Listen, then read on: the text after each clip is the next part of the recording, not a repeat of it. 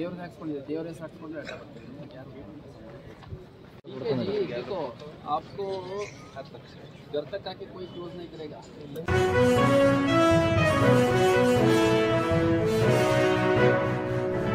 ಸೇರಿದಂತೆ ಎಲ್ಲಾ ಪ್ರದೇಶಗಳಲ್ಲಿ ಸ್ವತ್ತಿನ ಅಪರಾಧ ಪ್ರಕರಣಗಳಲ್ಲಿ ಭಾಗಿಯಾಗಿರುವಂತವ್ರ ವಿರುದ್ಧ ಒಂದು ಮೋಡಸ್ ಆಪರೆಂಡಿ ರೆಕಾರ್ಡ್ ಅಂತಂದು ಮಾಡ್ತೀವಿ, MOB ಕಾರ್ಡ್ ಅಂತ ಕರಿತೀವಿ. ಸೊ ಆ MOB ಕಾರ್ಡ್ ಅಲ್ಲಿ ಅವ್ರದ್ದು ವಿವರಗಳು, ಅದು ಫಿಂಗರ್ ಪ್ರಿಂಟು, ಮತ್ತೆ ಅವರ ಚಟುವಟಿಕೆ ಯಾರು, ಅವರ ಅಸೋಸಿಯೇಟ್ಸ್ ಯಾರು, ಎಲ್ಲೆಲ್ಲ ಅಫೆನ್ಸಸ್ ಮಾಡಿದ್ದಾರೆ, ಮತ್ತೆ ಅವ್ರು ಯಾವ ರೀತಿ ಅಫೆನ್ಸ್ ಮಾಡ್ತಾರೆ ಅನ್ನೋದೆಲ್ಲ ವಿವರವಾದ ದಾಖಲೆಗಳು ಆ ಒಂದು ಡಾಕ್ಯುಮೆಂಟ್ ಅಲ್ಲಿ ಇರುತ್ತೆ. ಜನರಲಿ ಇತ್ತೀಚಿನ ದಿನಗಳಲ್ಲಿ ಆ ಸ್ಪೆಸಿಫಿಕ್ ಒಂದು ಮೋಡಸ್ ಏನಿದೆ ಅದು ಸ್ವಲ್ಪ ಚೇಂಜ್ ಆಗಿದೆ. ಎಲ್ಲರೂ ಎಲ್ಲಾ ತರದ ಅಫೆನ್ಸ್ ಮಾಡ್ತಾ ಇದ್ದಾರೆ. ಮೊದಲು ಸ್ವಲ್ಪ ಒಂದು ಸಿಸ್ಟಮ್ಯಾಟಿಕ್ ಆಗಿತ್ತು. ಇದರಲ್ಲಿ ಮುಖ್ಯವಾಗಿ ನಮಗೆ ಅವ್ರದ್ದು ವಿವರಗಳೇನಿದೆ, ಫಿಂಗರ್ ಪ್ರಿಂಟ್ ಇರ್ಬೋದು, ಮತ್ತೆ ಬೇರೆ ಬೇರೆ ಅಫೆನ್ಸ್ ಮಾಡುವಂಥದ್ದು, ಅವ್ರ ಫೋನ್ ನಂಬರ್, ಅವ್ರ ಅಸೋಸಿಯೇಟ್ಸ್ ಯಾರು, ಅವ್ರ ಮನೆ ಎಲ್ಲಿ ಬರುತ್ತೆ, ಯಾರಿಗೆ ಅವರು ಕತ್ತು ಮಾಲ್ ಕೊಡ್ತಾರೆ, ಈ ತರದೆಲ್ಲ ವಿವರಗಳು ಇರುವಂಥದ್ದು. ಇದರಲ್ಲಿ ನಮ್ಮಲ್ಲಿ ಸ್ಥಳೀಯ ಮತ್ತು ಪರಸ್ಥಳೀಯ ಅಂತ 2 ಕೆಟಗರಿ ಇರ್ತವೆ. ಸ್ಥಳೀಯ ಅಂದ್ರೆ ಸ್ಥಳೀಯವಾಗಿ ಇಟ್ಕೊಂಡು ಸ್ಥಳೀಯವಾಗಿ ಅಫೆನ್ಸ್ ಮಾಡುವಂತವ್ರು, ಇದು 1700 ನಮ್ಮಲ್ಲಿದೆ. ಮತ್ತೆ ಪರಸ್ಥಳೀಯ ಅಂತ ಇರ್ತಾರೆ, ಅಂದ್ರೆ ಹೊರಗಡೆ ಅವರು, ಬೆಂಗಳೂರು, ಮೈಸೂರು, ಈ ಕಡೆ ಗುಲ್ಬರ್ಗ, ಔಟ್ಸೈಡ್ ದಿ ಸ್ಟೇಟ್ ಬಂದಿರೋರೆಲ್ಲ ಒಟ್ಟು ಅವ್ರದ್ದು ಒಂದು 1900 ಸೇರಿದಂತೆ ಸುಮಾರು 3600 MOB ಕಾರ್ಡ್ಗಳು ನಮ್ಮಲ್ಲಿ ಇದಾವೆ. ಅದರಲ್ಲಿ ಕೆಲವು ಬಹಳ ವರ್ಷಗಳ ಹಿಂದೆ ಓಪನ್ ಮಾಡಿರೋದ್ರಿಂದ ಅವನ್ನ ಕ್ಲೋಸ್ ಮಾಡೋ ಅವಶ್ಯಕತೆ ಕೂಡ ಇದೆ. ಅದ್ರ ಜೊತೆಗೆ ಈ ಸ್ಥಳೀಯ MOB ಕಾರ್ಡ್ಗಳನ್ನ ಪರಿಶೀಲನೆ ಮಾಡಬೇಕು. ಕಾರ್ಡ್ ಹೋಲ್ಡರ್ಸ್ ಯಾರಿದ್ದಾರೆ ಐಡೆಂಟಿಫೈ ಮಾಡಬೇಕು, ಅವ್ರ ಆಕ್ಟಿವಿಟಿ ವೆರಿಫೈ ಮಾಡಬೇಕು, MOB ಕಾರ್ಡ್ಗಳನ್ನ ಅಪ್ಡೇಟ್ ಮಾಡ್ಕೋಬೇಕು, ಮತ್ತೆ ಅವ್ರ ವಿರುದ್ಧ ಅಗತ್ಯ ಬಿದ್ದರೆ ಮುಂಜಾಗ್ರತಾ ಕ್ರಮವಾಗಿ ವಿವಿಧ ಪ್ರಕರಣಗಳನ್ನ ದಾಖಲು ಮಾಡಬೇಕು. ಮತ್ತೆ ಯಾರು ಹ್ಯಾಬಿಚುವಲ್ ಇರ್ತಾರೆ, ಮತ್ತೆ ರೀಸೆಂಟ್ ಪಾಸ್ಟ್ ಅಲ್ಲಿ ಅಫೆನ್ಸಸ್ ಮಾಡಿರುವಂತವ್ರು ಇದ್ದಾರೆ, ಅಂತವ್ರ ವಿರುದ್ಧ ಗಡೀಪಾರ ಆಗ್ಲಿ ಅಥವಾ ತುಂಬಾ ಸೀರಿಯಸ್ ಅಫೆನ್ಸಸ್ ಇದ್ದಾಗ ಗೂಂಡಾ ಆಕ್ಟ್ ಕೂಡ ಹಾಕ್ಲಿಕ್ಕೆ ನಮಗೆ ಪ್ರಾವಿಷನ್ ಇದೆ. ಈ ಎಲ್ಲಾ ನಿಟ್ಟಿನಲ್ಲಿ ಕಳೆದ ಸುಮಾರು ದಿನಗಳಿಂದ ಒಂದು ಕಾರ್ಯಾಚರಣೆಯನ್ನ ಮಾಡ್ತಾ ಇದ್ರು. ನಿನ್ನೆ ರಾತ್ರಿಯಿಂದ ಈ MOB ಕಾರ್ಡ್ ಹೋಲ್ಡರ್ಸ್ ಏನಿದ್ರು ಅವ್ರನ್ನೆಲ್ಲ ವಶಕ್ಕೆ ತಗೊಂಡು ಅವ್ರನ್ನ ವಿಚಾರಣೆಗಳು ಒಳಪಡಿಸುವಂತದ್ದು, ಅವ್ರ ಮೊಬೈಲ್ಗಳು ಇರ್ಬೋದು, ಅವ್ರ ಗಾಡಿಗಳು, ಅವ್ರ ಮನೆಗಳಲ್ಲಿದ್ದಾವೆ, ಅವ್ರ ಜೊತೆ ಯಾರು ಇರ್ತಾರೆ, ಅವ್ರದ್ದು ಪ್ರೆಸೆಂಟ್ ಆಕ್ಟಿವಿಟಿ ಏನಿದೆ, ಇವಾಗ ಸದ್ಯಕ್ಕೆ ಏನ್ ಕೆಲಸ ಮಾಡ್ತಿದ್ದಾರೆ, ಇದೆಲ್ಲ ಡೀಟೇಲ್ಸ್ ಅನ್ನ ತಗೊಂಡು MOB ಕಾರ್ಡ್ ಅಪ್ಡೇಟ್ ಮಾಡುವಂತದ್ದು, ಮತ್ತೆ ಒಂದು ಪ್ರಿವೆಂಟಿವ್ ಕೇಸ್ ಮಾಡುವಂತ 2 ಪ್ರಕ್ರಿಯೆಗಳು, ಅವ್ರ ಮೊಬೈಲು ಗಾಡಿಗಳನ್ನ ವೆರಿಫೈ ಮಾಡುವಂತ ಪ್ರಕ್ರಿಯೆ ಇವತ್ತು ನಡೆಸಲಾಗುತ್ತೆ. ಸೊ ಸುಮಾರು 930ಕ್ಕೂ ಹೆಚ್ಚು ಜನ MOB ಕಾರ್ಡ್ ಹೋಲ್ಡರ್ಸ್ ಇವತ್ತು ಹುಬ್ಬಳ್ಳಿ, ಧಾರವಾಡ, ಅವಳಿ ನಗರದಿಂದ ಬಂದಿದ್ರು. ಸಾಕಷ್ಟು ಜನ ಔಟ್ಸೈಡ್ ದಿ ಹೆಡ್ ಕ್ವಾರ್ಟರ್ ಇದ್ದಾರೆ ಅನ್ನುವಂಥದ್ದು, ಸುಮಾರು ಜನ ಜೇಸಿಲ್ ಇದ್ದಾರೆ, ಮುಖ್ಯವಾಗಿ ರಾಬರಿ, ಡಕಾಯಿಟಿ ಅಂತ ಪ್ರಕರಣಗಳಿದ್ದಂಥವ್ರು ಜುಡಿಷಿಯಲ್ ಕಸ್ಟಡಿಯಲ್ಲಿ ಇದ್ದಾರೆ. ಅಂತ ಸುಮಾರು 70 ಜನ ಆರೋಪಿಗಳು ಜುಡಿಷಿಯಲ್ ಕಸ್ಟಡಿಯಲ್ಲಿ ಇರುವಂತವ್ರು ಮಾಹಿತಿ ಇದೆ. ಇನ್ನು ಉಳಿದಂತವ್ರು ಏನಿದ್ದಾರೆ ಅವ್ರದ್ದು OV ಅಂತ ಕರಿತೀವಿ, ಅಂದ್ರೆ ಔಟ್ ಆಫ್ ವ್ಯೂ ಅಂತ, ಸದ್ಯಕ್ಕೆ ಲೋಕಲಿ ಕಂಡು ಬಂದಿಲ್ಲ ಅನ್ನುವಂಥದ್ದು. ಅದು ಸಾಧ್ಯ ಇಲ್ಲ, ಯಾಕಂದ್ರೆ ಅವ್ರದ್ದು ಮೂಲ ಆಗಿರೋದ್ರಿಂದ ಬರ್ತಾ ಹೋಗ್ತಾ ಇರ್ತಾರೆ. ಬಟ್ ಬರ್ತಾ ಹೋಗ್ತಾ ಇರೋಂಥದ್ದು ಎಲ್ಲೋ ಒಂದ್ ಕಡೆ ಟ್ರ್ಯಾಕ್ ಮಾಡೋದ್ರಲ್ಲಿ ಸ್ವಲ್ಪ ನಿರ್ಲಕ್ಷ್ಯ ಆಗಿರಬಹುದು, ಮತ್ತೆ ಕೆಲವರು ಬಂದಿಲ್ಲದೇನೂ ಕೂಡ ಇರ್ಬೋದು. ಒಟ್ಟಾರೆಯಾಗಿ ಇತ್ತೀಚಿನ ದಿನಗಳಲ್ಲಿ ಏನು ಪ್ರಾಪರ್ಟಿ ಅಫೆನ್ಸಸ್ ಜಾಸ್ತಿ ಆಗಿತ್ತು, ಅದರ ಹಿನ್ನೆಲೆಯಲ್ಲಿ ಈ ಒಂದು MOB ಪೆರೇಡ್ ಅನ್ನ ಮಾಡಲಾಗಿದೆ. ಇದೊಂದು ಸಿಂಬಾಲಿಕ್ ಪೆರೇಡ್, ಅಂದ್ರೆ ನಾವು ಎಲ್ಲರಿಗೂ, ಎಲ್ಲ ಅಧಿಕಾರಿಗಳಿಗೂ, ಒಂದು ಠಾಣೆಯಲ್ಲಿರುವಂತ ಅಧಿಕಾರಿಗಳು ಇನ್ನೊಂದು ಠಾಣೆಯಲ್ಲಿರುವಂತ MOB ಕಾರ್ಡು ಹೋಲ್ಡರ್ಗಳು ಅವ್ರಗಳದೆಲ್ಲ ಸ್ವಲ್ಪ ಪರಸ್ಪರ ಪರಿಚಯ ಆಗ್ಬೇಕು ಅಂತ. ಇದರಲ್ಲಿ ನಮ್ಮ ಕಮಿಷನರೇಟ್ ವ್ಯಾಪ್ತಿಯ ಎಲ್ಲ ಅಧಿಕಾರಿಗಳಷ್ಟೇ ಅಲ್ಲ, ಕ್ರೈಮ್ ಸಿಬ್ಬಂದಿಗಳು ಕೂಡ ಬಂದಿದ್ದಾರೆ. ಅವರು ಕೂಡ ಪ್ರತಿ ಸ್ಟೇಷನ್ ಯಾರು ಇಂಪಾರ್ಟೆಂಟ್ ಅಫೆಂಡರ್ಸ್ ಇದ್ದಾರೆ ಅವ್ರ ಬಗ್ಗೆ ಎಲ್ಲ ಮುಖ ಪರಿಚಯ ಮಾಡ್ಕೊಡುವಂಥದ್ದು, ಮತ್ತೆ ಅವ್ರ ಡೀಟೇಲ್ಸ್ ತಗೊಳ್ಳೋದೆಲ್ಲ ಮಾಡ್ತಾ ಇದ್ದಾರೆ. ಮುಂದುವರೆದು ಇವಾಗ ಇಂಡಿವಿಜುವಲಿ ಪ್ರತಿಯೊಬ್ಬರನ್ನು ತಪಾಸಣೆಗೊಳಪಡಿಸಲಾಗುತ್ತೆ, ಮತ್ತೆ ವಿಚಾರಣೆಗೊಳಪಡಿಸಲಾಗುತ್ತೆ. ಅವರ ಚಟುವಟಿಕೆ ಏನಿದೆ, ಮತ್ತೆ ಅವ್ರದೇ ರೀತಿಯ ಕೃತ್ಯಗಳನ್ನ ಎಸಗ್ತಾ ಇರುವಂತ ಬೇರೆ ಅಫೆಂಡರ್ಸ್ ಯಾರಿದ್ದಾರೆ. ಯಾಕಂದ್ರೆ ಇವಾಗ ನಾನ್ ಮಾಡ್ತಿಲ್ಲ ಸರ್ ಅಂತ ಹೇಳ್ತಾರೆ, ನೀನ್ ಮಾಡ್ತಿಲ್ಲ ಅಂದ್ರೆ ಯಾರು ಮಾಡ್ತಿದ್ದಾರೆ ಅಂತಂದಾಗ ಅವ್ರು ಕೆಲವೊಂದು ಮಾಹಿತಿಯನ್ನು ಕೊಡುವಂತದ್ದು ಇರುತ್ತೆ. ಯಾರ ಹೆಸರು ಕೊಟ್ಟ ತಕ್ಷಣ ಅದು ಫೈನಲ್ ಅಂತಲ್ಲ, ಅದನ್ನು ಕೂಡ ವೆರಿಫೈ ಮಾಡುವಂತ ಕೆಲಸ ಮಾಡ್ತೀವಿ. ಒಟ್ಟಾರೆಯಾಗಿ ಸ್ವತ್ತಿನ ಅಪರಾಧ ಪ್ರಕರಣಗಳೇನಿದೆ ಅದನ್ನ ಕಡಿಮೆ ಮಾಡಬೇಕು, ಮತ್ತೆ ಹೆಚ್ಚು ಹೆಚ್ಚು ಪತ್ತೆ ಮಾಡಬೇಕು ಅನ್ನೋ ನಿಟ್ಟಿನಲ್ಲಿ ಈ ಒಂದು ಕಾರ್ಯಾಚರಣೆ ಮಾಡಲಾಗಿದೆ. ಸುಮಾರು 930 ಅಂದ್ರೆ ಪ್ರತಿ ಸ್ಟೇಷನ್ ಅಲ್ಲಿ ಆವರೇಜ್ ಒಂದು 40ರಿಂದ 50 ಜನ MOB ಕಾರ್ಡ್ ಹೋಲ್ಡರ್ಸ್ ಅನ್ನ ತಗೊಂಡ್ಬಂದಿದ್ದಾರೆ. ಸ್ಥಳೀಯವಾಗಿ ನಮ್ಮಲ್ಲಿ ಇರುವಂತ 1600ರಲ್ಲಿ 900 ಅಂದ್ರೆ ಆಲ್ಮೋಸ್ಟ್ 70% ಕರ್ಕೊಂಡ್ ಬಂದಿದ್ದಾರೆ. It's very good number, but still every person is to be tracked. Sir, ಈಗ ನಾವು 45 ಮೊನ್ನೆ ಏನ್ ಗಡಿಪಾರು ಮಾಡಿದ್ವಿ, ಅದರಲ್ಲಿ ರಾಬರಿ ಮತ್ತೆ ಡೆಕಾಯಿಟಿ ಮತ್ತೆ ರೂಢಿಗತ ಮನೆಗಳನ್ನ ಪ್ರಕರಣ ಮಾಡಿರೋಂಥ ಒಟ್ಟು 7 ಜನ ಇದ್ರು. ಸೊ ಅದನ್ನ ಹೆಚ್ಚುವರಿಯಾಗಿ ಇವತ್ತು ನಾನೇ ಗಮನಿಸಿದಾಗ ಇನ್ನೂ ಒಂದು 2-3 ಜನ ನನ್ನ ಗಮನಕ್ಕೆ ಬಂತು. ಠಾಣೆಗಳಲ್ಲಿ ಪ್ರತಿ ಠಾಣಾಧಿಕಾರಿ ನಮ್ಮಲ್ಲಾಗಿರೋ ಅಫೆನ್ಸಸ್ ಅಷ್ಟೇ ಅಲ್ಲ, ಹೊರಗಡೆ ಎಷ್ಟು ಅಫೆನ್ಸ್ ಆಗಿದೆ, ಬೇರೆ ಬೇರೆ ಸ್ಟೇಷನ್ ಅಲ್ಲಿ ಎಷ್ಟು ಅಫೆನ್ಸ್ ಆಗಿರುತ್ತೆ. ಕೆಲವು ಸರಿ ಏನಾಗುತ್ತೆ, ಇವರು ಹೆಸರುಗಳು, ಡೀಟೇಲ್ಸ್ ಬೇರೆ ಬೇರೆ ಕೊಟ್ಟಿರ್ತಾರೆ. ಹಂಗಾಗಿ ಸ್ವಲ್ಪ ಅವ್ರ ಚಟುವಟಿಕೆ ಎಲ್ಲ ವಾಚ್ ಮಾಡಿ ಇಂಟ್ರೋಗೇಷನ್ ಮಾಡೋ ಸಂದರ್ಭದಲ್ಲಿ ಯಾರ್ಯಾರು ಹ್ಯಾಬಿಚುವಲಿ ಇನ್ವಾಲ್ವ್ ಆಗಿದ್ದಾರೆ, ಬಹಳಷ್ಟು ಕೇಸಸ್ ಇದೆ. ರೀಸೆಂಟ್ ಪಾಸ್ಟ್ ಅಲ್ಲಿ ನಮಗೆ ಕಾಸ್ ಆಫ್ ಆಕ್ಷನ್ ಸಿಗೋ ರೀತಿ ಆಕ್ಟಿವ್ ಆಗಿರುವಂಥದ್ದು. ಅಂದ್ರೆ 2024 ಕೇಸಸ್ ಇದ್ದು ಅವ್ರದ್ದು ಚಟುವಟಿಕೆ ಆಕ್ಟಿವ್ ಆಗಿದ್ದಾರೆ ಮತ್ತೆ ಅದರಿಂದ ಪಬ್ಲಿಕ್ ಆರ್ಡರ್ ಮತ್ತೆ ಪಬ್ಲಿಕ್ ಪೀಸ್ಗೆ ತೊಂದರೆ ಇದೆ, ಸಾರ್ವಜನಿಕ ಆಸ್ತಿ ಪಾಸ್ತಿಗೆ ತೊಂದರೆ ಇದೆ ಅನ್ನೋದನ್ನ ಗಡೀಪಾರು ಮಾಡ್ಲಿಕ್ಕೆ ಪ್ರಪೋಸಲ್ ಕೊಟ್ಟು ನಾನು ಸೂಚನೆ ಕೊಡ್ತೀನಿ.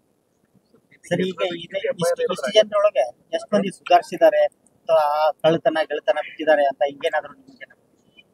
ಈಗ ಸರ್ ಏನಾಗುತ್ತೆ, ಇದು ಅಫೆಂಡರ್ಸ್ ಒಂದು ಪ್ರಾಪರ್ಟಿ ಅಫೆನ್ಸ್ ಕೇಸ್, ಒಂದು ಡಕಾಯಿಟಿ ಅಥವಾ HPT ಕೇಸ್ ಆದ್ರೆ ಸುಮಾರು 6-7 ವರ್ಷ ನಡೆದಿರುತ್ತೆ ಮೊದಲೆಲ್ಲ. ಇತ್ತೀಚೆಗೆ ಸ್ವಲ್ಪ ಫಾಸ್ಟ್ ಆಗುತ್ತೆ, ಒಂದು 3-4 ವರ್ಷದಲ್ಲಿ ಇತ್ಯರ್ಥ ಆಗುತ್ತೆ. ಸೊ ಬೈ ಡಿಫಾಲ್ಟ್ ಅವ್ರದ್ದು 6-7 ವರ್ಷ ಇರುತ್ತೆ, ಕೋರ್ಟಿಗೆ ಹೋಗ್ತಿರ್ತಾರೆ, ಕೋರ್ಟ್ ಓಡಾಡೋದು ಖರ್ಚಿರುತ್ತೆ, ಇನ್ನೊಂದಿರುತ್ತೆ, ಕಷ್ಟಪಟ್ಟು ದುಡುತ್ತಿರೋದು ಯಾರು ಅಂತ ಮತ್ತೆ ಅಫೆನ್ಸ್ ಮಾಡ್ತಾರೆ. ಹಂಗಾಗಿ ಹ್ಯಾಬಿಚಲ್ ಇರುವಂತವ್ರದ್ದು ಆಕ್ಟಿವಿಟಿ ನೋಡ್ಕೊಂಡು ನಾವು ಕ್ಲೋಸ್ ಮಾಡ್ಲಿಕ್ಕೆ ಸೂಚನೆ ಕೊಟ್ಟಿದ್ವಿ. ಇದ್ರಲ್ಲಿ ಕೆಲವು ಜೆನ್ಯೂನ್ ಕೇಸಸ್ ನನಗೂ ಕೂಡ ಅನ್ನಿಸ್ತು. ಯಾವುದೋ ಒಬ್ಬ ವ್ಯಕ್ತಿ ಸುಮಾರು 25 ವರ್ಷಕ್ಕಿಂತ ಇಂಚೆ ಓಪನ್ ಆಗಿದ್ದು, ಮತ್ತೆ 2012 ಏನೋ ಕೇಸ್ ಕ್ಲೋಸ್ ಆಗಿದೆ, ಮತ್ತೆ ಮಕ್ಕಳೆಲ್ಲ ಇದ್ದಾರೆ ಸರ್, ನಾನು ಕ್ಲೋಸ್ ಮಾಡಿ ಅಂತ ರಿಕ್ವೆಸ್ಟ್ ಮಾಡಿ ಮುಖ್ಯವಾಹಿನಿಗೆ ಬರುವಂತವ್ರಿಗೆ ಅವಕಾಶ ಕೊಡ್ಬೇಕಾಗತ್ತೆ. MOB ಕಾರ್ಡ್ ಅಥವಾ ರೌಡಿ ಶೀಟ್ ಓಪನ್ ಮಾಡೋದು ಎಷ್ಟು ಮುಖ್ಯನೋ ಅದು ಕ್ಲೋಸ್ ಮಾಡೋದು ಅಷ್ಟೇ ಮುಖ್ಯ. ಸೊ ಅದನ್ನ on the basis of merits of the case, ಪ್ರತಿಯೊಬ್ಬ ವ್ಯಕ್ತಿಯ ಮೆರಿಟ್ ಏನಿದೆ ಅದ್ರ ಬೇಸಿಸ್ ಮಾಡಲಾಗುತ್ತೆ. ಕೆನರಾ ಬ್ಯಾಂಕ್ ನಿನ್ನೆ ಅಟೆಂಪ್ಟ್ FIR ಮಾಡಿದ್ದಾರೆ, ಅಟೆಂಪ್ಟ್ ಟು ಕಮಿಟ್ ಥೆಫ್ಟ್ ಅಂತ. ಸೊ ಅದು ರಾಬರಿ ಅಥವಾ ಡಕಾಯಿಟಿ ಅಂತ ಬರಲ್ಲ, ಅದು ಕ್ಲೋಸ್ಡ್ HPT ಅಂತ ಹೌಸ್ ಬ್ರೇಕಿಂಗ್ ಅಂಡ್ ಥೆಫ್ಟ್ ಅನ್ನೋ ಒಂದು ಕೆಟಗರಿ. ಸೊ ಅದೊಂದು FIR ಮಾಡಿದ್ದಾರೆ. ಅದು ಸೇಮ್ ಬ್ರಾಂಚ್ಗೆ ಹಿಂದೆ 2-3 ಸರಿ ಅಟೆಂಪ್ಟ್ ಆಗಿತ್ತು ಅನ್ನೋದು ನನಗೆ ನನ್ನ ಸ್ಥಳಕ್ಕೆ ಭೇಟಿ ನೀಡಿದಂತ ಸಂದರ್ಭದಲ್ಲಿ ಗೊತ್ತಾಯ್ತು. ನಮ್ಮ ಸ್ಥಳೀಯ ಅಧಿಕಾರಿಗಳು ಇನ್ಸಿಸ್ಟ್ ಮಾಡಿದಾಗ್ಯೂ ಕೂಡ ಇಲ್ಲ, ಬ್ರೇಕ್ ಅಟೆಂಪ್ಟ್ ಅಷ್ಟೇ ಆಗಿದೆ, ಕಳ್ತನ ಆಗಿಲ್ಲ, ಒಳಗಡೆ ಏನು ವಸ್ತುಗಳು ಹೋಗಿಲ್ಲ, ಒಳಗಡೆ ಯಾರು ಬಂದಿಲ್ಲ ಅಂತ ಸ್ವಲ್ಪ ಅಲ್ಲಿನ ಸ್ಥಳೀಯ ಅಧಿಕಾರಿಗಳು ಸ್ವಲ್ಪ ನಿರ್ಲಕ್ಷ್ಯ ತೋರಿಸಿದ್ರೆ ಕೂಡ ಗಮನಕ್ಕೆ ಬಂತು. ಮತ್ತೆ ಆ ಬಿಲ್ಡಿಂಗ್ ಅನ್ನ ಶಿಫ್ಟ್ ಮಾಡ್ತಾರೆ ಅನ್ನೋ ಕಾರಣಕ್ಕೆ ಅಲ್ಲಿ ಸ್ವಲ್ಪ ಸೆಕ್ಯೂರಿಟಿ ಫೀಚರ್ಸ್ ಕರೆಕ್ಟ್ ಆಗಿರ್ಲಿಲ್ಲ. ಹಾಗಾಗಿ ನಾನು ಕೂಡ ಸ್ಥಳಕ್ಕೆ ಭೇಟಿ ಮಾಡಿಸ್ತೇನೆ. ಯಾರು ಕೆನರಾ ಬ್ಯಾಂಕ್ ಸೆಕ್ಯೂರಿಟಿ ಆಫೀಸರ್ ಇದ್ದಾರೆ, ರೀಜನಲ್ ಸೆಕ್ಯೂರಿಟಿ ಆಫೀಸರ್ನ ಕರೆಸಿ ಅವ್ರಿಗೆ ಅವ್ರದ್ದಷ್ಟೇ ಅಲ್ಲ ಬೇರೆ ಎಲ್ಲ ಬ್ಯಾಂಕ್ಗಳನ್ನು ಇನ್ನೂ ಹೆಚ್ಚು ಮುಂಜಾಗ್ರತಾ ಕ್ರಮ ವಹಿಸಬೇಕು ಅನ್ನೋ ಸೂಚನೆ ನೀಡಿದ್ದೀನಿ. ನಿನ್ನೆ ಕೂಡ ಒಂದು ಸಭೆ ಮಾಡಿದಂತ ಸಂದರ್ಭದಲ್ಲಿ ಸಾಕಷ್ಟು ಕನ್ಸರ್ನ್ಸ್ ಎಕ್ಸ್ಪ್ರೆಸ್ ಮಾಡಿದ್ದಾರೆ. ಪ್ರತಿಯೊಂದು ಠಾಣೆಯಲ್ಲಿ ಯಾವ್ಯಾವ ಫೈನಾನ್ಷಿಯಲ್ ಇನ್ಸ್ಟಿಟ್ಯೂಷನ್ಸ್ ಇದಾವೆ, ಅದು ATM ಇರ್ಬೋದು, ಬ್ಯಾಂಕ್ ಇರ್ಬೋದು, ಜಸ್ಟ್ ಕರೆನ್ಸಿ ಚೆಸ್ಟ್ ಇರ್ಬೋದು, ಅಥವಾ ಬೇರೆ ಮೈಕ್ರೋ ಫೈನಾನ್ಸ್ ಬ್ಯಾಂಕ್ಸ್ ಇರ್ಬೋದು, ಆ ಎಲ್ಲ ಒಂದು ಸಂಸ್ಥೆಗಳ ಜೊತೆ ನಮ್ಮ ಪೊಲೀಸ್ ಇಲಾಖೆಯಿಂದ ನಿಯೋಜಿಸಲ್ಪಟ್ಟ ಅಧಿಕಾರಿ ಒಂದು ಜಾಯಿಂಟ್ ಸೆಕ್ಯೂರಿಟಿ ಆಡಿಟ್ ಅನ್ನ ಮಾಡಿ ಏನೇನು ಆಗ್ಬೇಕು ಅನ್ನೋಂಥದ್ದು ಆದಷ್ಟು ಬೇಗ ಒಂದು ವಾರದಿಂದ 10 ದಿನದೊಳಗಾಗಿ ಇಂಡಿವಿಜುವಲ್ ಬ್ಯಾಂಕ್ಗಳಿಗೆ ಒಂದೊಂದು ಆಡಿಟ್ ರಿಪೋರ್ಟ್ ಕೊಡ್ತೀವಿ. ಸೊ ದಟ್ ಅದನ್ನ ಇಟ್ಕೊಂಡು ಅವ್ರ ಹಿರಿಯ ಅಧಿಕಾರಿಗಳ ಜೊತೆ ಅವ್ರು ಸಮಾಲೋಚನೆ ಮಾಡಿ ಇನ್ನೂ ಸೆಕ್ಯೂರಿಟಿ ಫೀಚರ್ಸ್ ನ ಹೆಚ್ಚಿಗೆ ಮಾಡ್ಕೊಳ್ಳಿಕ್ಕೆ ಕ್ರಮ ಕೈಗೊಳ್ಳುತ್ತಾರೆ.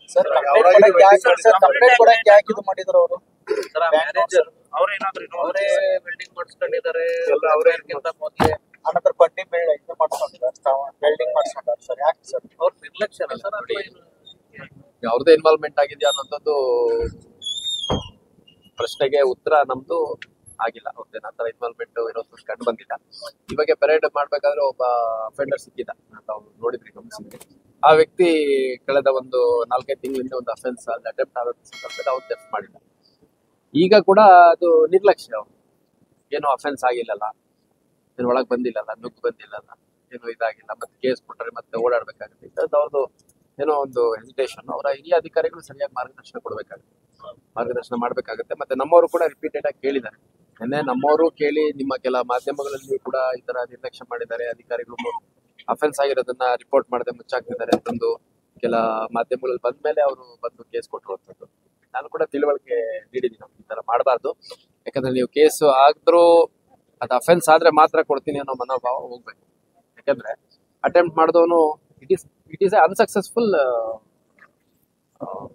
ಹೌಸ್ ಬ್ರೇಕಿಂಗ್ ಅಷ್ಟೇ. It was not successful in breaking out it to the bank. ಅಷ್ಟು ಮಾತ್ರಕ್ಕೆ ಅದು ಅಫೆನ್ಸ್ ಏನು ಕಮ್ಮಿ ಆಗಲ್ಲ.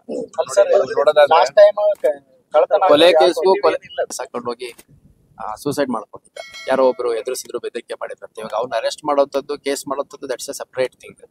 ಬಟ್ ಪ್ರಾಬಬಲಿ ಅವ್ರು ಸ್ಟೇಟಸ್ ಹಾಕೊಂಡ್ರು ಬಂದು ಸ್ಟೇಷನ್ಗೆ ಬಂದಿದ್ರೆ ಜೀವ ಉಳಿಸ್ಲಿಕ್ಕೆ ಏನ್ ಪ್ರಯತ್ನ ಬೇಕೋ ಅದು ಮಾಡ್ತಾ ಇದ್ವಿ. ಅದು ಒಂದು. ಮತ್ತೆ ಇನ್ನೊಂದು, ಮೊನ್ನೆ ಒಂದು ವಿದ್ಯಾಗಿರಿಲಿ ಒಂದು ಪ್ರಕರಣ ಆಗಿತ್ತು. ಆ ಪ್ರಕರಣದಲ್ಲಿ ಒಬ್ಬ ಒಂದು 6 ಲಕ್ಷ ರೂಪಾಯಿನೋ ಸಾಲ ಇಸ್ಕೊಂಡಿರ್ತಾನೆ. ಸಾಲ ಇಸ್ಕೋಬೇಕಾದ್ರೆ ಇದ್ದಿದ್ದು, ಕೊಡ್ಬೇಕಾದ್ರೆ ಇಲ್ಲ. ಅವ್ರಿಗೆ ಸಾಲ ರಿಪೀಟೆಡ್ ಆಗಿ ಕೇಳ್ತಾ ಇದ್ರು ಅಂತ ಅವನೇ ಚಾಕು ತಗೊಂಡ್ಬಿಟ್ಟು ಕತ್ಕೊಯ್ ಬರುವಂತ ಪ್ರಯತ್ನ ಮಾಡಿ ಒಂದು ಸೆಲ್ಫ್ ಇನ್ಫ್ಲಿಕ್ಟೆಡ್ ಸೂಸೈಡಲ್ ಇಂಜುರಿ ಇತ್ತು. ಅದು ಸಡನ್ ಆಗಿ ಅದು ಏನೋ ಸ್ಟ್ಯಾಬಿಂಗ್ ಆಗಿದೆ ಅಂತ ನಮ್ಮ ಅಧಿಕಾರಿಗಳೆಲ್ಲ ಹೋದಾಗ ನಂತರ ಅವನು ಈ ತರ ಒಂದು 6 ತಿಂಗಳು ಕೆಳಗೂ ಕೂಡ ಪ್ರಯತ್ನ ಮಾಡಿದ್ದ ಅನ್ನೋಂಥದ್ದು. ಮತ್ತೆ ಡಾಕ್ಟರ್ ಎದುರಿಗೆ ಕನ್ಫೆಸ್ ಕೂಡ ಮಾಡ್ಕೊಂಡಿದ್ದಾನೆ, ಸಾಲ ಜಾಸ್ತಿ ಆಗಿತ್ತು ಹಂಗಾಗಿ ನಾನು ಇದು ಮಾಡ್ಕೊಂಡೆ ಅಂತ. ಸೊ ಪ್ರತಿಯೊಂದು ಪ್ರಕರಣಕ್ಕೆ ಅದರದೇ ಆದಂತ ಪ್ರಕ್ರಿಯೆ ಇರುತ್ತೆ. ಇವಾಗ ಯಾರೋ ಬಡ್ಡಿ ಇಸ್ಕೊಂಡಿದ್ದಾರೆ ಅಂತ ತಕ್ಷಣ ಎಕ್ಸಾರ್ಬಿಟೆಂಟ್ ರೇಟ್ ಆಫ್ ಇಂಟ್ರೆಸ್ಟ್ ಅಲ್ಲಿ ನಾವು ಕೇಸ್ ಮಾಡಕ್ಕಾಗಲ್ಲ. ಅದನ್ನ ಮೀರಿನೂ ಕೂಡ ಕೆಲವು ಸರಿ ಅಫೆನ್ಸ್ ಆಗುತ್ತೆ, ಬೆದರಿಕೆ ಆಗ್ತಾರೆ, ಇಷ್ಟು ದುಡ್ಡು ಕೊಡ್ಲಿಲ್ಲ ಅಂದ್ರೆ ನಾವು ಹಂಗ್ ಮಾಡ್ತೀವಿ ಹಿಂಗ್ ಮಾಡ್ತೀವಿ ಅಂತ ಹೇಳ್ತಾರೆ, ಮನೇಲಿರೋ ಹೆಣ್ಮಕ್ಳ ಹತ್ರ ಬಂದು ಜಗಳ ಮಾಡೋದೆಲ್ಲ ಮಾಡ್ತಾರೆ. ಸೊ ಹಂಗಾಗಿ ಹುಬ್ಳಿ ಧಾರವಾಡದಲ್ಲಿ ಸುಮಾರು 20 ಲಕ್ಷ ಪಾಪ್ಯುಲೇಷನ್. ದುಡ್ಡು ಕಾಸಿನ ಅಗತ್ಯ ಎಲ್ಲ ಬ್ಯಾಂಕ್ಗಳಲ್ಲಿ ಇಟ್ಕೊಂಡೆ ವ್ಯವಹಾರ ಮಾಡೋಂಥವ್ರು ಇರಲ್ಲ. ಕಷ್ಟ ಸುಖ ಅಂದ್ರೆ ಅಕ್ಕಪಕ್ಕದ ಮನೆಯವರು, ಸಂಬಂಧಿಕರು, ಸ್ನೇಹಿತರು ಹಣ ಇಸ್ಕೊಳ್ಳೋದು ಕೊಡುವಂಥದ್ದು ಅದು ತಪ್ಪಲ್ಲ. ಆದ್ರೆ ಯಾವ್ದೋ ಒಂದು ಪ್ರಾಪರ್ಟಿ ಬರ್ಸ್ಕೊಳ್ಳುವಂಥದ್ದು, ಆಸ್ತಿ ಬರ್ಸ್ಕೊಳ್ಳುವಂಥದ್ದು, 1-4 ಬಡ್ಡಿ ವಸೂಲಿ ಮಾಡುವಂಥದ್ದು, ಬೆದರಿಕೆ ಹಾಕುವಂಥದ್ದು, ಮನೆ ನುಗ್ಗುವಂಥದ್ದು, ಈ ತರದ್ ಯಾವುದೇ ಕಾರಣಕ್ಕೂ ಅಕ್ಸೆಪ್ಟಬಲ್ ಇಲ್ಲ. ಅಂತದ್ ಯಾವುದೇ ಕೇಸಸ್ ಬಂದ್ರು ಅಬೌಟ್ ಅಡ್ಮಿನಿಸ್ಟ್ರೇಷನ್ ಅಥವಾ ಅಬೌಟ್ ದಿ ಗ್ರಿವೆನ್ಸ್ ದಯವಿಟ್ಟು ಹಿರಿಯ ಅಧಿಕಾರಿಗಳಿಗೆ ಬಂದು ಮನವಿ ಸಲ್ಲಿಸಬೇಕು ಅಂತ ನಾನು ಕೊಟ್ಬಿಡ್ತೀನಿ. ಸರ್, ಅಪ್ಪಾಜಿ ತನಿಖೆಗೆ ಆದೇಶ ಮಾಡಿ. ಹೌದು, ಅದು ಅವತ್ತು ಕೇಸ್ ಆಗಿದ್ದೆ, ಆಲ್ರೆಡಿ ಅದು ಇನ್ವೆಸ್ಟಿಗೇಷನ್ ಆಗಿದೆ. ಅದಾದ್ಮೇಲೆ ಅವ್ರು ಕೊಟ್ಟಿರೋದು ಪ್ರಕರಣ ಕೂಡ FIR ಮಾಡ್ಕೊಂಡು ಪೋಕ್ಸೋ ಕಾಯ್ದೆ ಅದರಲ್ಲಿ ಅಳವಡಿಸ್ಕೊಂಡು ವಿಚಾರಣೆ ಮಾಡ್ಬೋದು. ತನಿಖೆ ಮಾಡೋದಿದ್ರೆ ಅದು ಹಣದ ಬೇಡಿಕೆ ಏನಾದ್ರು ಇತ್ತು ಅಂತಂದ್ರೆ ಅದಕ್ಕೆ ಬೇರೆ ಪ್ರಾವಿಷನ್ ಇದೆ, ನಾವು ಮಾಡ್ಲಿಕ್ಕೆ ಬರಲ್ಲ. ಅಲ್ಲ ಸರ್, ಅದಕ್ಕೆ ನಾವು ಮಾಡ್ಲಿಕ್ಕೆ ಬರಲ್ಲ. ಯಾರು ಅಗ್ರೀವ್ಡ್ ಪಾರ್ಟಿ ಇದಾರೆ, ಹಣ ಡಿಮ್ಯಾಂಡ್ ಮಾಡಿದ್ದಾರೆ ಅನ್ನೋ ಸಂಬಂಧಪಟ್ಟ ಡಿಪಾರ್ಟ್ಮೆಂಟ್ಸ್ ಇದಾವೆ, ಅಲ್ಲಿ ಹೋಗಿ ಅವ್ರು ಕಂಪ್ಲೇಂಟ್ ಮಾಡ್ತಾರೆ. ನೀವೇನ್ ಮಾಡ್ತಾ ಇಲ್ಲ ಸರ್? ನಾವು ಮಾಡ್ಲಿಕ್ಕೆ ಬರಲ್ಲ. ತನಿಖೆ ಅದು ಏನು? ಆಂತರಿಕ ತನಿಖೆ ಅಂದ್ರೆ ವಿಚಾರಣೆ ಮಾಡ್ತಾ ಇದ್ವಿ, ವಿಚಾರಣೆ ಬೇಸಿಸ್ ಮೇಲೆ ಸಸ್ಪೆಂಡ್ ಮಾಡ್ತೀವಿ. ನೆಕ್ಸ್ಟ್ ಆ ಸಸ್ಪೆನ್ಷನ್ ಮೇಲೆ ನಮ್ಮ ACP ವಿಜಯ್ ಕುಮಾರ್ ಅವ್ರಿಗೆ ಒಂದು ಪರಿಪೂರ್ಣ ವರದಿ ತಯಾರು ಮಾಡಿಕೊಡಿ ಅಂತ ಹೇಳಿ ಅದ್ರ ಬೇಸಿಸ್ ಮೇಲೆ ಸತ್ಯಾಸತ್ಯತೆ ಇವಾಗ ಅವರು ಹೇಳ್ಬೇಕು. ಯಾರು ಕಂಪ್ಲೇಂಟ್ ಕೊಟ್ಟಿದ್ದಾರೆ, ಪಿಟಿಷನಿಂಗ್ ಮಾಡಿದ್ದಾರೆ, ಅವ್ರು ಏನಾಗಿದೆ ಅನ್ನೋದು ಹೇಳ್ಬೇಕು. ಅದ್ರಲ್ಲಿ ಏನ್ ಕಂಡು ಬರುತ್ತೆ ಅದ್ರ ಮೇಲೆ ಮತ್ತೆ ಫರ್ದರ್ ಡಿಪಾರ್ಟ್ಮೆಂಟ್ ಎನ್ಕ್ವೈರಿ ಮಾಡೋದು. Thank you.